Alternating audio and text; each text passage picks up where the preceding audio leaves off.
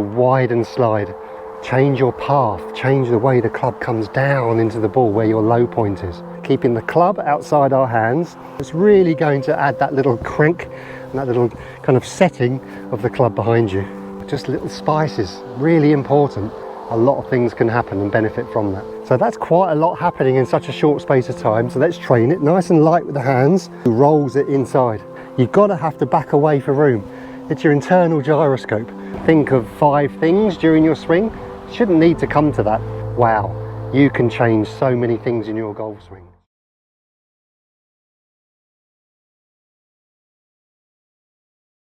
Hi everyone, welcome back to another video on the channel. Thank you very much for joining me. My name is Warren Bennett. We've got Trev just behind the camera there, panting away. As you can see, not a cloud in the sky. It's 29 degrees driving in today, so no complaints. Got a bit of a hot one to show you a video, as you can see from the title, called Wide and Slide. Now, it's not just that, but if you can try and get these two elements matched up together, wow, you can change so many things in your golf swing. Strike, distance, they're the things you're going to see. Mechanically, you're going to change your path, change the way the club comes down into the ball where your low point is. So many things that I'm going to discuss in the video, but I'm going to get going because there's quite a lot to get through. And like anything, there's a right and wrong way to do it. So I'm going to tell you a few banana skins, a few trapdoors to fall into to make sure you're doing it correctly. Okay, so back camera set up and let's get going. Right, okay everyone, so thanks very much for joining me for another one on this beautiful day in the middle range here at Chestfield. So the wide and slide, but it's not just going to be the wide and slide, there's other factors as well, just little spices, really important.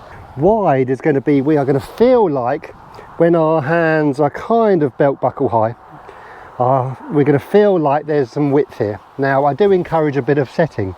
That's going to come in the second half of the backswing. But we're really going to exaggerate the wide, keeping the club outside our hands, and the club hasn't rolled, hasn't opened. In a perfect world, yes, but remember, I'm talking to the golfer who rolls it inside. So I'd rather use this side of the fence, kind of with a shut-ish face, club head outside hands, all in one instead of this.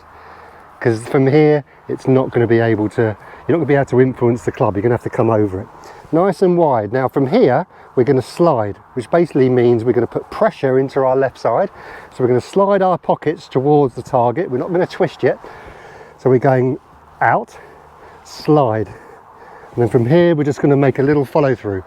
Now the added spice to that is when you slide, I want you to feel like the club's going back behind you, and I want you to feel like your right elbow's going in. So that's quite a lot happening in such a short space of time. So let's train it nice and light with the hands. So wide first, little half swing, not distance exercise, great to do in the net.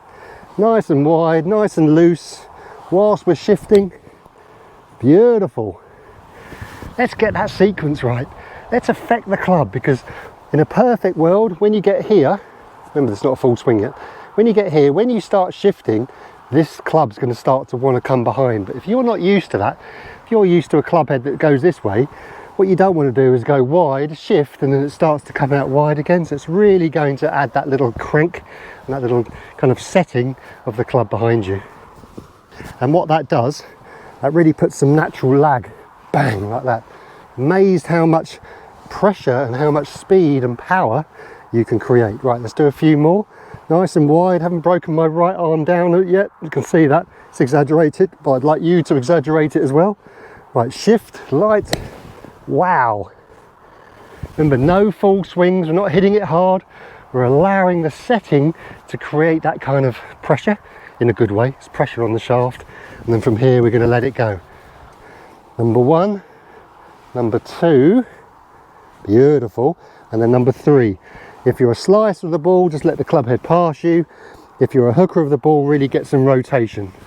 If you want to be neutral, just do both, which basically means a release down coupled with a turn through, so the club's still looking in your belly button. Remember, I'm fast tracking it, not much detail and all that yet.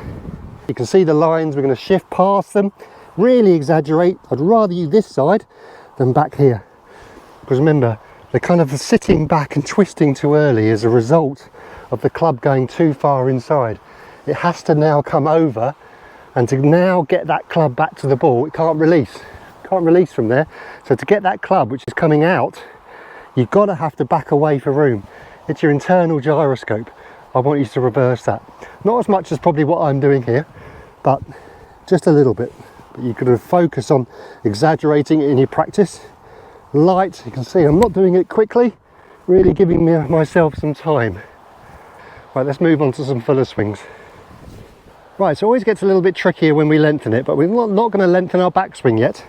We're going to keep it nice and short, and we're only going to do that. That's going to be our backswing basically. No more wasted energy than that. But what we're going to do, we're going to let the follow through go.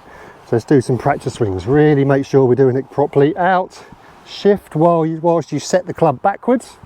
So basically you're just doing this. So you're throwing the club back behind you with the wrists whilst you're shifting forward. Then from here we're going to let the club go, see what happens. So it's really difficult, isn't it, the golf swing? Trying to puzzle all these pieces together, but we're doing it nice and flowed, nice and light grip. So when you do shift, there is some element of being able to move. I'm lucky, I haven't got that over the top problem. Keep it outside, nice and light. We're going to let the follow through go. Beautiful.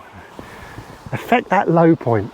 Get some ball turf without you trying to hit down. That's the secret.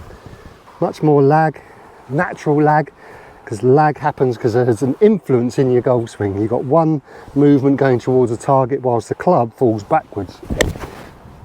It's not going to be as much as practice. Oh, that's lovely. I encourage you to exaggerate it, especially if you're into a net or anything like that. It's not really result based, though you'd like to have a little bit of squeeze there. This shifting whilst the club goes that way, that's difficult because you've got the club going that way whilst you're shifting forward. You can see from the behind view there, still see my left knee, it's exaggerated. You won't get there, especially if you're a twister, too early rotator. Okay. One more, full follow through this time, or let the follow through go, I mean. I'm going to try and make a full follow through. Oh yeah. Lovely, nice and late. Okay, so how do we then take that onto a full shot? Because you can't swing and play golf onto a golf course like that, albeit you can introduce that form into it, that's for sure. But I would say we're just introducing a little bit more of an arm swing, a longer arm swing. I'm going to feel like I'm really into my left side. I'm going to let the club go a little bit longer in the backswing. Remember, it's never going to be as much as the actual rehearsal, and it doesn't need to be. You only need a little bit in your swing. Oh, it's windy today. There we go, just a longer version of the drill. Oh yes, that was squeezed. Remember, I don't suffer from over the top, so this is probably going to get me a little bit more stuck, but hey, that's okay for the drill. I'm going to focus on not so much letting it go now, because remember, I don't have an over the top hold on. I'm going to focus on a little bit more rotation, so you hookers of the ball, you can feel the same thing, but you're just going to feel like some belly button on the way through. That'll hold the club face steady on the way through. See if I can blend those motions up. Remember, it's all about juggling. Beautiful. Right, okay, see if I can turn through whilst doing that. There we go. Dead straight. Difficult golf, really difficult, the golf swing. Blending all these feelings together. Wide and the slide, remember the slide is a bad technical term. It's kind of you're pressurizing down into your left side basically. But what that does, it has a massive influence if you're in the right position, really puts the club in a position to be able to go somewhere. Remember, you've got to put it in a position in the backswing where it's going to create the correct sequence on the way down. And then we're just working on getting this arm and this hand back and in. Then we're in the position to whack. Oh, there's a lot of drills, especially recently, to get the club and your hands in this kind of pre-impact position. It's so important because if you're in that good position coming down, impact should take care of itself. Obviously you have to train it sometimes a little bit. I did a video on Patreon about how we can really train this wrist release. That's really important too, but you can't have wrist release if you haven't got the position coming down into the ball correct. Okay everyone, look, it's a bit of a gloss over. I could spend an hour on this because it's so important, and I'll probably dip my toe in the water over the next few months and do different versions of it like I have previous.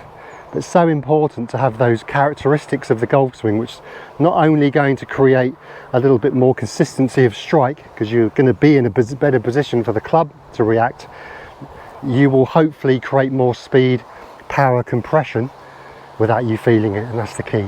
Not doing a Happy Gilmore and running jump into it. So the club will hopefully then do the work. But if you're not in that position, sorry to keep rambling, the club can't do it. You have to put the work in. So the feeling of this is you won't feel it.